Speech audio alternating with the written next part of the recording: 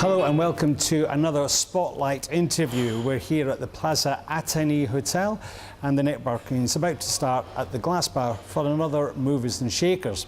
Now a gentleman who, well, I'll ask him if he's a mover or a shaker, but I think he's a bit of both. The gentleman who joined me today is Morten Marthinsen, who is from Sierra Nevada, but actually he's got something up his sleeve that's going to help a lot of people, a lot of guys who've got a bit of music in their head. Morten. Hey, nice to be here, Paul. Hey, how are you, Morten? Very good. We are working really hard, 24 hours a day, 7 days a week to put this competition together, the Global Battle of the Bands. Okay. Yeah. So, now, well, let's tell people, because you've got Global Battle of the Bands Thailand, really, is is your baby. But maybe let's just give people a little bit of background, because this is a big deal. It's been going on for years, 8 years to be exact. Started in London. I think it was 12 countries present at that first international final. For G-Bob is organized like this. You have a worldwide division, which is based in London.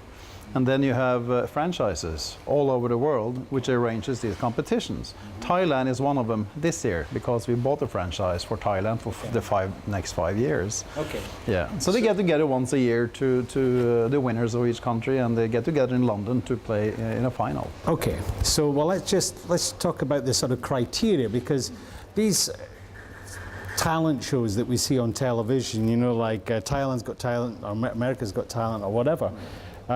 This one is quite different from that, isn't it? It's very different because it's for bands, first of all, so they have to be more than 2, maximum 8. Okay. So that's one criteria. So no, you mean like no backing tapes or anything? No backing tapes. It's a real thing. They have to compose their own music. They have to play real instruments, and it's really a competition for musicians that are creative. Okay. 16 to 35 in Thailand. It has to be a Thai band, obviously. And we have already registered almost 30 bands from all over Thailand. First we opened the 4th of January in Phuket. That is the first regional final at Rock City.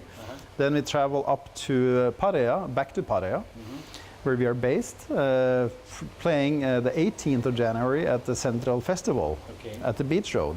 And then we go up to Chiang Mai next week, the 25th, and go back to Bangkok for the very big event of a regional final there.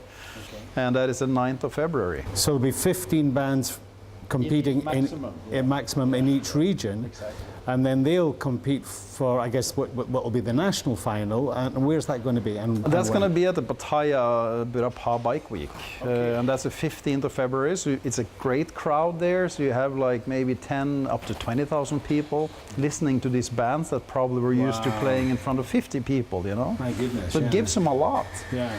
And in these 4 regional finals, the 3 best will qualify for the national final. So it will be 12 bands in the national final. Okay.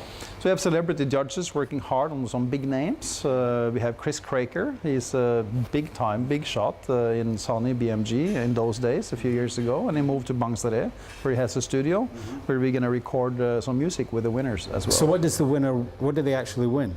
Well, first of all, they will be able to record music, their own music.